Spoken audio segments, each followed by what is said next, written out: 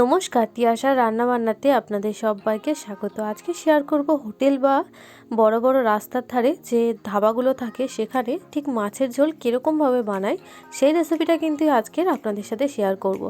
তো তার জন্য সবার প্রথমে আমি কিন্তু মাছগুলোকে ভালো করে ধুয়ে পরিষ্কার করে নিয়ে তারপরে নুন হলুদ দিয়ে ভেজে সাইডে তুলে নিয়েছি, সেটা আর আমি শেয়ার করলাম না।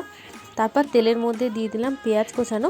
এবার পেঁয়াজটাকে হালকা একটু ভাজা ভাজা করে নিয়ে দিয়ে দিলাম 3-4টে মতন চেরা কাঁচা লঙ্কা। ঝালটা কিন্তু অবশ্যই স্বাদ মতন দেবেন, যে যতটা পরিমাণে ঝাল খান সেই অনুযায়ী এখানে অ্যাড করে দেবেন। তারপর আমি আলুটা দিয়ে দিলাম।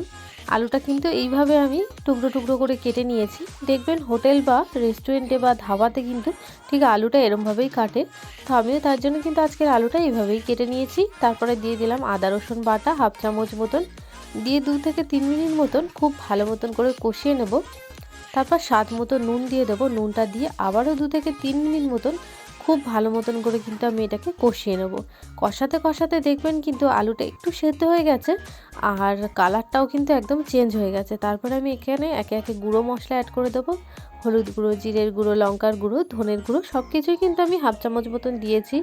ঝালটা কিন্তু অবশ্যই স্বাদ মতন দেবেন, যে যেরকম পরিমাণে ঝাল খান সেই পরিমাণে কিন্তু এখানে অ্যাড করে দেবেন।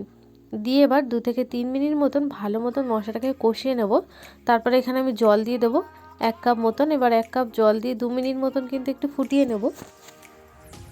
তারপর ভেজে রাখা মাছগুলো দিলেই কিন্তু রেডি হয়ে গেল আমাদের একদম রাস্তার পাশে ধাবা স্টাইলে মাছের ঝোলের রেসিপি। যদি রেসিপি ভালো লাগে তাহলে কিন্তু অবশ্যই লাইক, কমেন্ট আর সাবস্ক্রাইব করবেন, আর এভাবে আমার পাশে থাকার অনুরোধ রইল।